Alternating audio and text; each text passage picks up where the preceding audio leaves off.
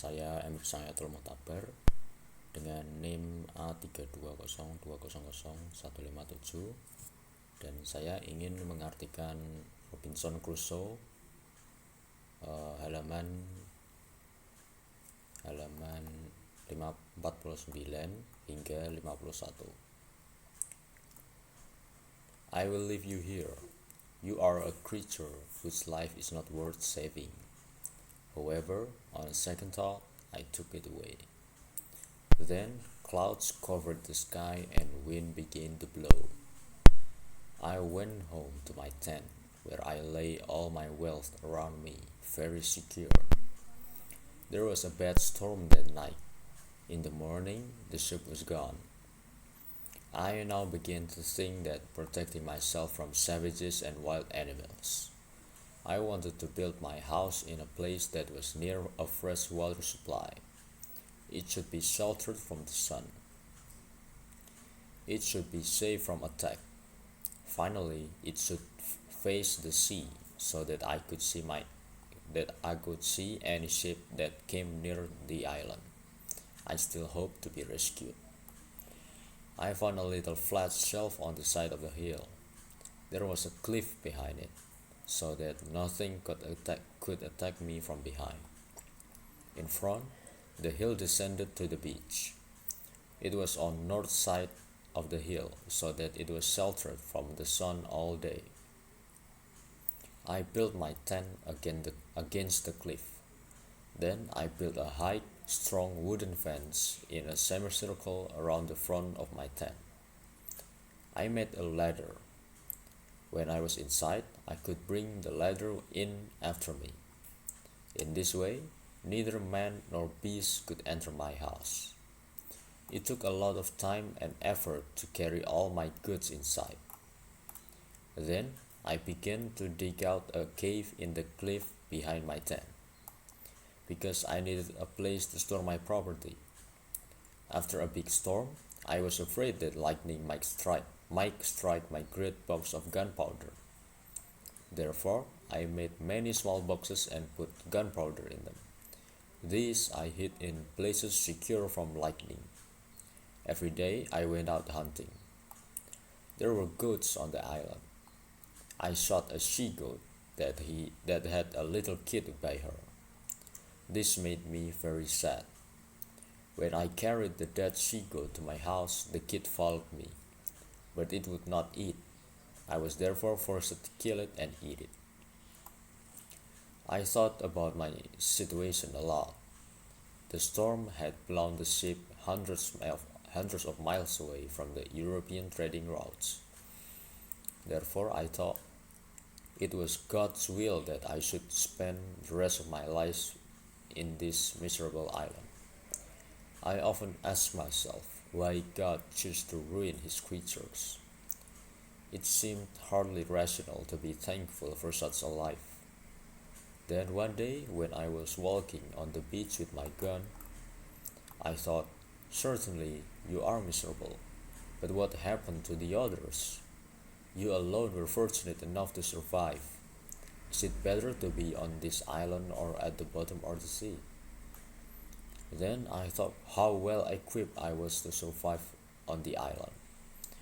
What would have happened to me if the ship had not been blown closer to shore? That happy chance allowed me to take all these things from the ship. How would I have lived without guns and bullets, tools and clothes? I was afraid that I would forget what day it was. I might even forget Sabbath. Therefore, I planted a great wooden cross on the beach, and on it I carved these words with my knife. I came on the shore here on 30 of September 165 9. Upon the sides of the post, I made a small cut with my knife every day, a longer cut every Sunday, and even a longer cut for the first day of every month. I forgot to say before that among the things I took from the ship were some Catholic prayer books and 3 Bibles. There were also 2 cats and dog on board the ship. I carried the cat's bag with me to the island. The dog jumped into the sea and swam after me. Translationnya, aku akan meninggalkanmu di sini. Kamu adalah makhluk yang hidupnya tidak layak diselamatkan. Tetapi setelah dipikir-pikir, aku mengambilnya. Lalu awan menutupi langit dan angin mulai berhembus. Aku pulang ke tendaku, di mana aku taruh semua kekayaanku di sekitarku, sangat aman. Tadi malam ada badai yang hebat. Di pagi hari, kapalnya sudah hilang. Aku mulai berpikir tentang melindungi diriku sendiri dari orang biadab dan hewan liar. Aku ingin membuat rumahku di tempat yang dekat dengan sumber air. Itu harus terlindungi dari matahari. Itu harusnya aman dari serangan. Dan akhirnya itu harus menghadap laut, jadi aku dapat melihat kapal yang datang mendekati pulau. Aku masih berharap untuk diselamatkan. Aku menemukan rak datar kecil di sebelah bukit. Di sana ada tebing di belakangnya. Jadi tidak ada yang dapat menyerangku dari belakang. Di depan, bukit turun ke pantai. Itu berada di bagian tebing utara, jadi itu terlindung dari matahari sepanjang hari. Aku membangun tendaku berlawanan dengan tebing. Lalu aku buat pagar yang tinggi dan kuat di setengah lingkaran di depan tendaku. Aku membuat sebuah tangga. Saat aku berada di dalam, aku dapat membawa tanggaku denganku. Dengan cara ini, tidak ada orang maupun hewan buas yang dapat masuk ke rumahku. Itu membutuhkan banyak waktu untuk membawa semua barangku ke dalam. Lalu aku mulai menggali sebuah gua di tebing belakang tendaku. Setelah badai yang besar, aku takut petir mungkin akan menyambar kotak bubuk mesiu yang besar. Jadi aku membuat banyak kotak kecil dan menaruh mesiu di dalamnya. Kotak-kotak ini aku sembunyikan di tempat yang aman dari petir. Setiap hari aku pergi berburu. Di sana ada kambing di pulau. Aku menembak kambing betina yang memiliki anak kecil dengannya. Ini membuatku sangat sedih. Saat aku membawa kambing betina mati ke rumahku, anaknya mengikutiku, tapi itu tidak mau makan. Jadi aku terpaksa membunuhnya dan memakannya.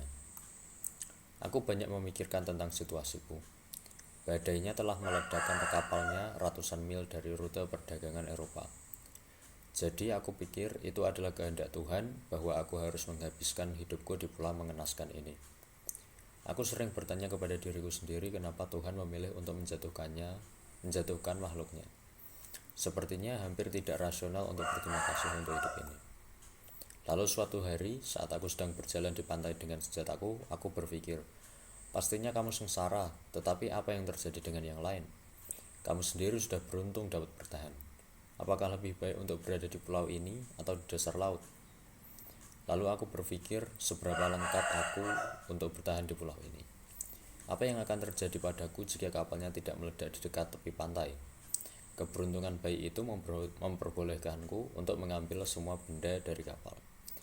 Bagaimana aku akan bertahan hidup tanpa senjata dan peluru, alat-alat dan pakaian? Aku takut aku akan lupa hari apa sekarang. Aku mungkin akan lupa tentang Sabat. Jadi aku menanam salib kayu besar di pantai. Dan di situ aku memahat kata-kata ini dengan pisau. Aku datang ke tepi pantai ini pada 30 September 1659. Di sisi posnya, aku membuat potongan kecil dengan pisauku. Potongan yang panjang untuk hari Minggu dan bahkan lebih panjang untuk hari pertama awal bulan. Aku lupa mengatakan bahwa di antara barang-barang yang aku ambil dari kapal, di mana ada beberapa buku pendoa Katolik dan 3 kitab Bible. Ada juga 2 kucing dan seekor anjing di kapal. Aku membawa kucing-kucingnya denganku ke pulau. Si anjing melompat ke laut dan berenang kepadaku. Terima kasih. Mohon maaf jika ada kesalahan. Wassalamualaikum warahmatullahi wabarakatuh.